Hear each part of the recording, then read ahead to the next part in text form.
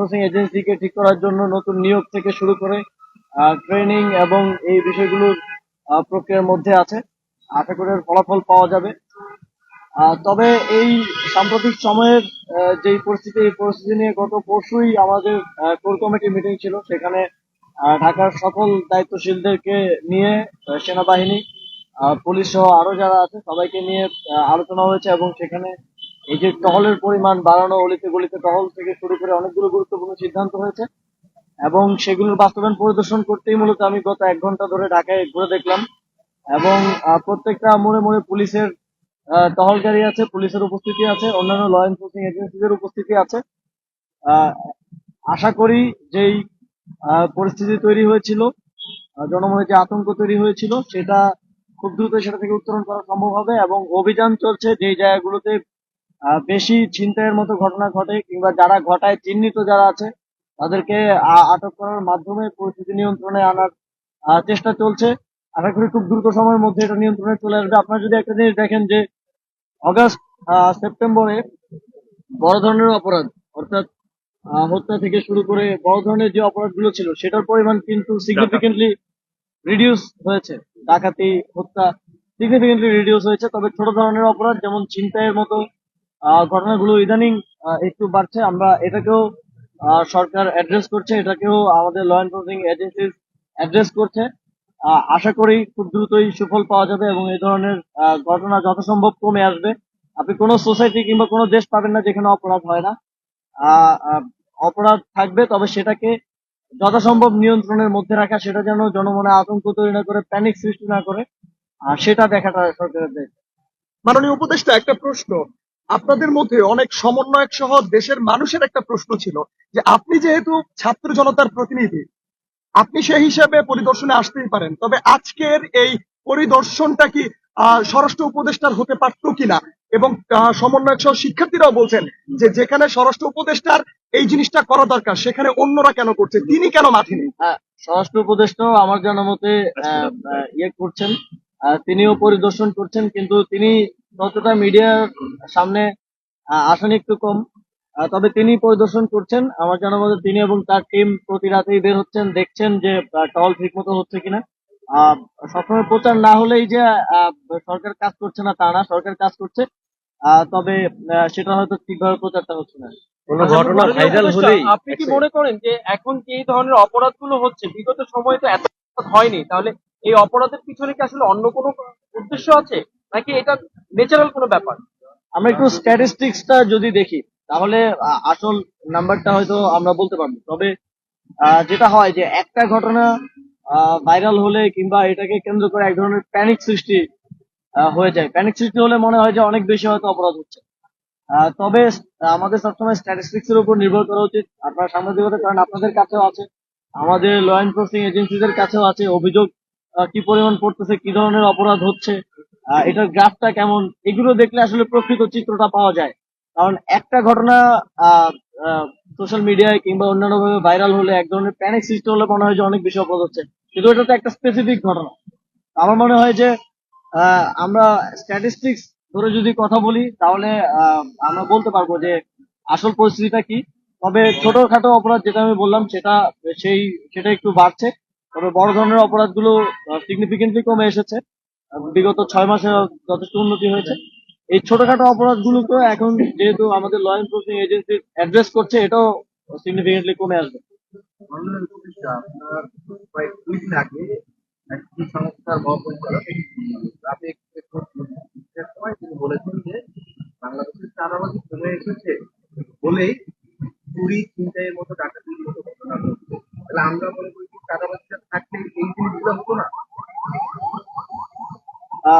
এটা তার ব্যক্তিগত বক্তব্য হতে পারে। তবে আমাদের কিছু বিষয় যেমন জুলাই গণঅভ্যুত্থানের পরে আমরা দেখেছি যে প্রত্যেকটা সেক্টরে আমরা তো দেখেছি যে চাঁদাবাজি হচ্ছে।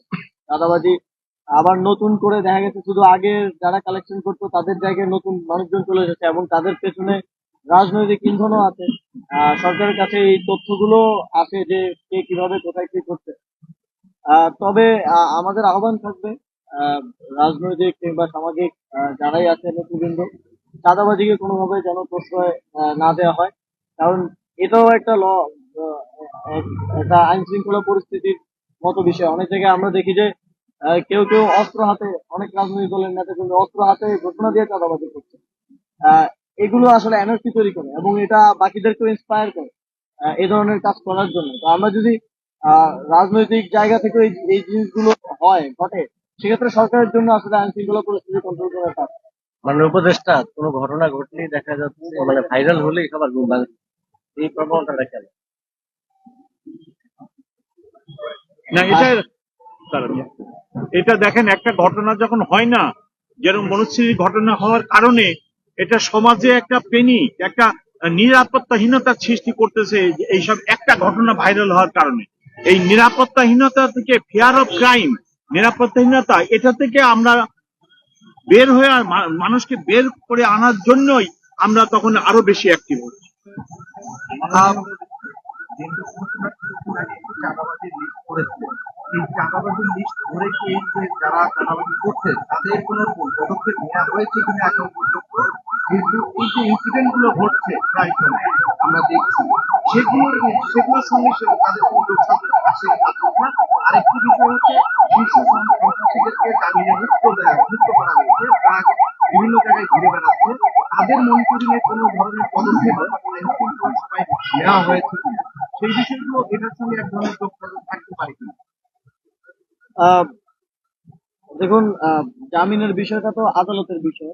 তারা তারা এখন কিন্তু এই সমাজেই ঘুরে বেড়াচ্ছে জামিনে মুক্ত পেয়ে, তারা তাদের পদক্ষেপ গুলো কিন্তু কার্যক্রম চলমান আছে, তাদের সঙ্গে এই যে যারা চুরি চিন্তায় এর সঙ্গে জড়িত তাদের কোনো যোগসাজশ আছে কিনা?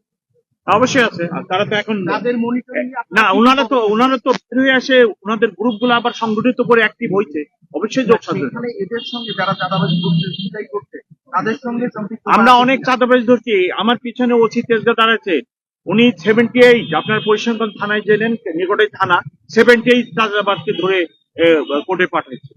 আপনার পরিসংখ্যান থানায় এখানে জেনেন।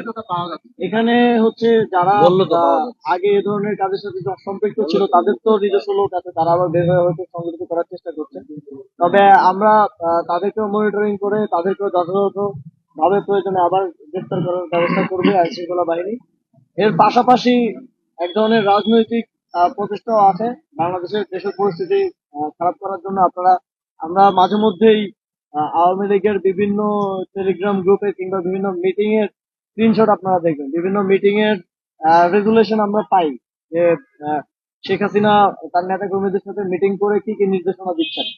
যদিও অধিকাংশ দেশের বাইরে, তারপরেও নির্দেশনাগুলো এরকম যে সরকারকে উৎখাত করতে হবে, দেশের পরিস্থিতি খারাপ করতে হবে, মানুষকে বোঝাতে হবে যে শেখ হাসিনাই ভালো ছিল। তো এই রকম কাজগুলো যখন আহ, ওই দিক থেকে চেষ্টা করা হয়, তখন তো স্বাভাবিকভাবেই তারা কিছুটা অ্যাক্টিভেট হওয়ার চেষ্টা করে। তবে অপারেশন ডেভিল হান্টের পরে ডেভিল হান্টের মাধ্যমে আমরা তাদের এই প্রচেষ্টাকে ব্যর্থ করা হয়েছে এবং কত অ্যারেস্ট হয়েছে ডেভিল হান্টে? 1600-র উপরে। ঢাকায় এই ডিএমপির মধ্যে 1600 প্লাস অ্যারেস্ট হয়েছে। তো আমরা এটাও স্পষ্টভাবে বলে দিতে চাই, দেশের পরিস্থিতিকে বিঘ্নিত করার জন্য, দেশের এইরকম একটা ক্রান্তি লগ্নে, এরকম একটা ট্রানজিশন পিরিয়ডে জনগণের নিরাপত্তা বিঘ্নিত করার জন্য যদি কেউ চেষ্টা করে, সেটা রাজনৈতিক হোক কিংবা নিতান্তই চাঁদাবাজি ছিনতাইয়ের মতো ঘটনা হোক, সেটা কোনোভাবেই বরদাস্ত করা হবে না। সেক্ষেত্রে আইন শৃঙ্খলা বাহিনী কঠোর থেকে কঠোরতম অবস্থান নেবে।